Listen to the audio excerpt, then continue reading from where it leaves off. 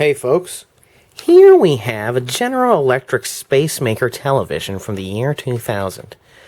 I picked this up off of the Facebook Marketplace yesterday for $15 from a nice lady who had this as her spare TV for her kitchen. She's still using one of these exact TVs in her kitchen hooked up to a Fios box. And she bought this as her spare in case that one died, and it never did. So this one, as a result, is very low hour, which was a huge, huge motivator for picking it up. And it's in very good shape. It doesn't have any scuff. Well, it has a little bit of a scuff there, but that's really it. It's in pretty great shape. I think I'm going to get some fun use out of a TV like this. Now, the only real, I guess, negative I can give this thing is that it's 9 inches. It is a small TV. Like, here's my hand over the screen. It's a tiny, tiny TV. 9 inches is kind of right on the cusp of being useful for a size of a TV screen. So that, to me, is okay. I took a look at the TV that the lady still had hooked up, which was the same exact one. And the color looked good. The sharpness looked excellent, even through an RF video. It looked really good. So, you know, I said yes immediately. And I'm glad I did. It's a nice, cute little portable set, and I think I'm going to have a lot of fun with this TV. For $15, I couldn't say no. If you look at the back of this set, it looks almost like the back of a computer monitor with this kind of dot pattern going on. I think I have a ViewSonic CRT monitor, VGA monitor, that's a bit like that. As far as inputs, RF is the only one that they put on here, but there's an interesting twist that I'll address later. They put the headphone jack on the back for some reason, even though, in my mind, a headphone jack makes sense on the front of a set. But if you use that as a speaker output, then it does make total sense to have that on the back. There's your plug. I haven't been able to remove that, so I'm guessing that removes with the back of the set like it did in the olden days. As you can see, this is GE branded, but it was made by Thomson Consumer Electronics, so I assume that Thomson made these TVs for... Many brands slap their name on these TVs, like RCA and Zenith and GE here. Probably a bunch of other brands, too. But they're probably all this same chassis, the TX808J chassis there. As you can see, it was manufactured in June of the year 2000. It's model number 09GP344. I haven't been able to find a schematic for this TV anywhere, unfortunately. So if we're going to look at the circuitry, we're just going to have to reverse engineer it a little bit. And yeah, that's just reality. But one piece of information I did manage to dig up on this TV is the data sheet for the main IC that's sort of the heart of the TV. It's got things like the vertical output on it and stuff like that. Stuff you really need for a TV to work. And that, as it turns out, it has provisions for an RGB input and a composite input, so it would be very easy to mod this TV. I think we should see how this TV looks on video. I'm going to go hook up a VCR and a DVD player and we'll check it out.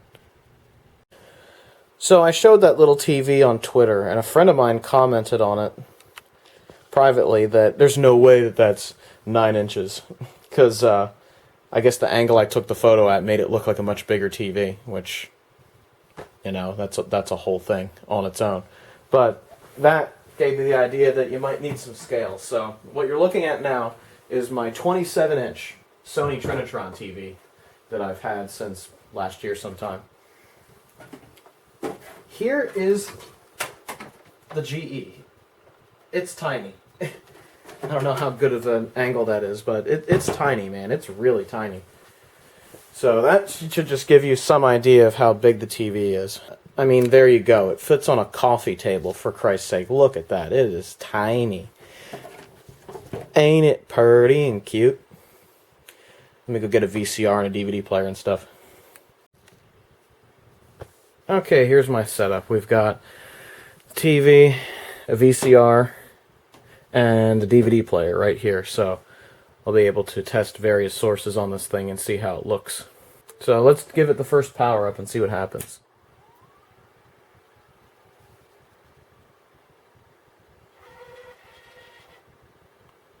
Well, DVD player and the VCR sure made noise. Let's see what the TV looks like. High voltage came up. Hey, it actually gives off a blue screen instead of static. That's nice. Let's see what kind of a menu this TV has. V-chip. Oh no.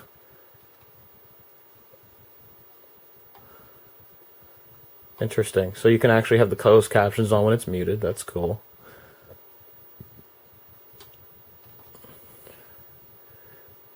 Oh, I remember this. You could change it from cable to antenna. So, which I think that just changes the sensitivity, really. Picture quality. Contrast is up a little bit. So let's reset the picture controls to default. That is default. Excellent. So this is very low hour. It's in very good shape. Man, look at that. Like, it's pretty sharp, too. I don't know if it's really that visible on the camera that way, but it is actually very sharp picture. Look at that. It is sharp, dude. There's a little rolling line because of, pointing a camera to CRT does that, but let's turn the VCR on. And, yep, there's the VCR. Very cool. Well, now I think I can close the blinds, and we can see how this looks. Hey guys, I rented some movies from Blockbuster. Let's watch.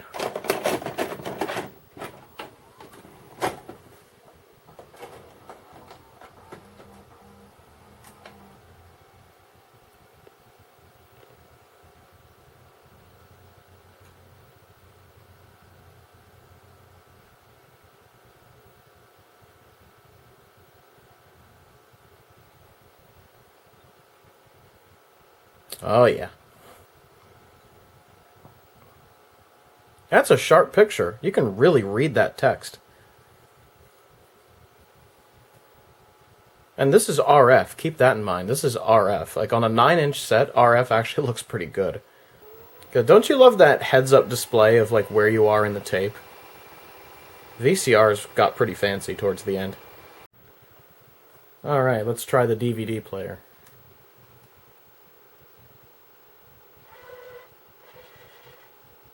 Oh, yeah.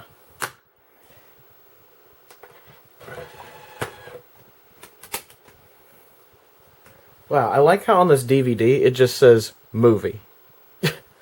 That's funny.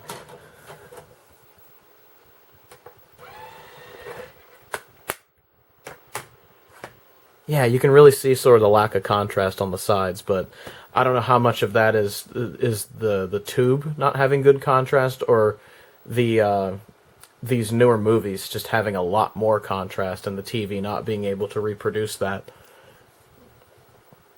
I don't know. It's really hard to tell. Here's a little bit of a blast from the past. Just listen to this.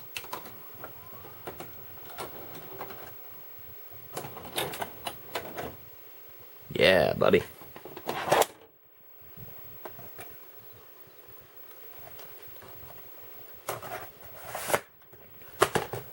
Okay, we're going to move on to my safe footage instead of motion pictures. Here's a tape that I made probably in the early 2000s. It's on one of these Maxell Advanced Hi-Fi tapes. So, we'll look at some footage of my old kitties, who unfortunately are no longer with us. But I have kitten footage, and the internet loves cats, so let's do it. Unfortunately, I have to turn the sound off because I put music over all of it. There you go. Look at my little kitty. Look at that kitty. Aw, look at that kitty. He was a cute cat back in the day. Back at the old house and everything, too.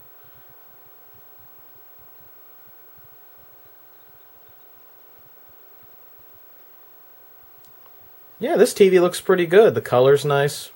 My camera work as a teenager was kind of, yeah, herky-jerky all over the place. I filmed this with a mini DV camera back in the day. Put it on a DVD and then transferred it to video cassette. Oh, kitty, kitty, kitty.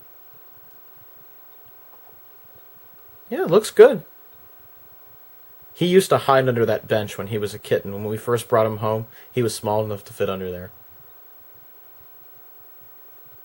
Look at that good little kitty.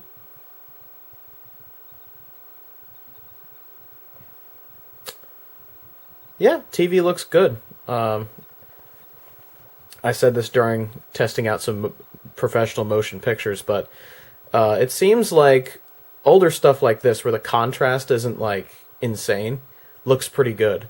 The color's very nice. I tried out the new Joker movie from 2019, the one with Joaquin Phoenix and Robert De Niro in it.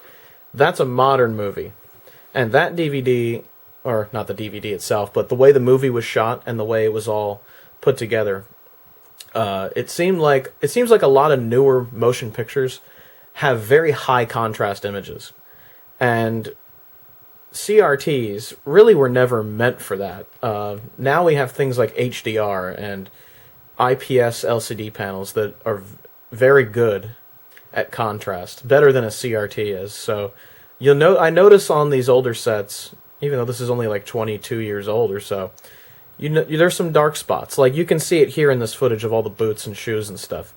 There's darker spots. The contrast on this TV isn't amazing. And I'm starting to wonder if that isn't a factor of just RF input mixing the luma and the chroma together a little sloppily. I'm hoping that'll clean up if we ever decide to RGB mod this TV. But, for now I think it looks pretty good. So, let's fast forward a little bit and get to some other footage. It's a little bit less dark than that. Don't you love that heads-up display? Isn't that nice? Oh, I got a squealy tape.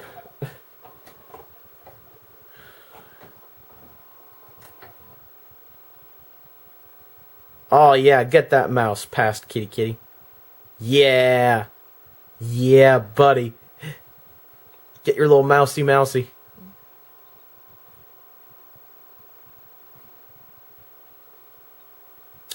Yeah, I'd say this TV looks pretty good. Video games with high contrast, it's going to be the same thing. I mean, I guess with a TV this small, with an RGB mod or a composite mod, you could use this for video games. I'm not sure I'd want to use it as my main video games TV, but like, if you brought a TV this small to a convention and hooked up like a Nintendo to it, it would be pretty good, I think. Like, really not bad at all. Oh, here he is when he's older. A little bit older, a little bit bigger. He was a good kitty. This guy lasted a long time. We only lost him in 2020, and he was born in 2002. So this footage is from 2002 or 3 that you're watching. So it's kind of era appropriate for this TV. And he's not looking at the camera, just like, what are you doing? Kitty, kitty, kitty, kitty, kitty.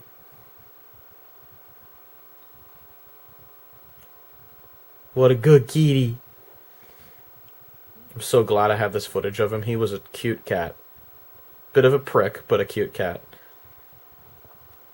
But yeah, that's just a good example of checking out this TV just to see how it looks. And honestly, to me, it looks pretty good. A little bit lacking in contrast. But that seems to be normal for newer CRTs. Like, I have a symphonic CRT that is the same way. And that just might be a thing with the cheaper ones. Obviously, the best contrast one I have is the Trinitron.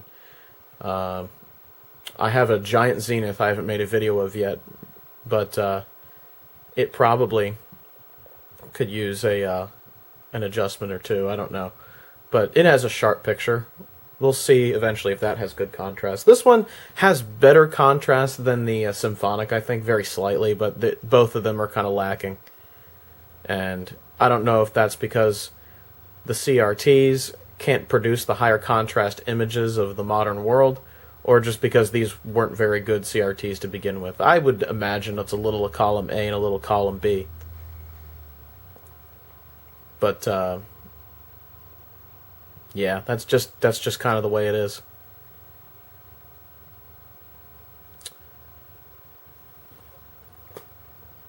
Drink that water, kitty kitty. Well, there you have it. That was a look at the GE Spacemaker TV that I acquired yesterday, and I gotta say, I'm liking it so far. It's a cute little TV. I'm excited to see what I can do with that chip inside, to see if we can get some composite or RGB in there to make it look even better. And I'm wondering if that alone will clean the contrast up. Maybe the tuner in this TV just sucks. I don't know. I'm successful RGB modding this, I might try to find data sheets for the one in the Symphonic as well, and composite or RGB mod that. Oh, kitty kitty, kitty kitty kitty. And yeah, maybe we'll tackle that one too. This one would be a good one to experiment on though, because I do have the data sheets for it. So yeah, more to come on this TV in the future, maybe whenever I decide to tackle this project.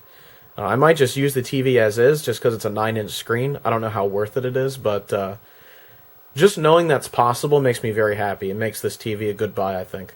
So yeah, there you have it. That's a good view, a good buy, and a good overall test of the GE Spacemaker TV. I think this was great. Hope you might see more of this TV in the future. If we work on it, we'll see. But for now, that was just checking it out, and hope you enjoyed checking it out with me. If you'd like to reach me on social media, those links are down below, and if you'd like to join our Discord server, that link is down below as well. Hope you enjoyed this video, and have a good one, everybody. Ciao.